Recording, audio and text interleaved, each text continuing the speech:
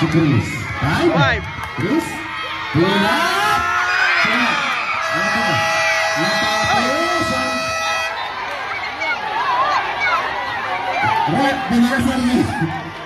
Shot clock violation. May 1.2 seconds. Paano kaya mangyayari? Oh.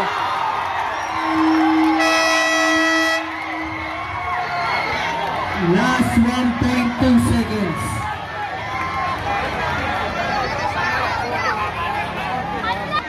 Apat ang kamyas. Dalawa kayo. Team fouls. Kaya tumunog yung mga idol. 14 seconds. Shot clock. Kaya bola ng kamyas. May nagtitirang 1.2 seconds.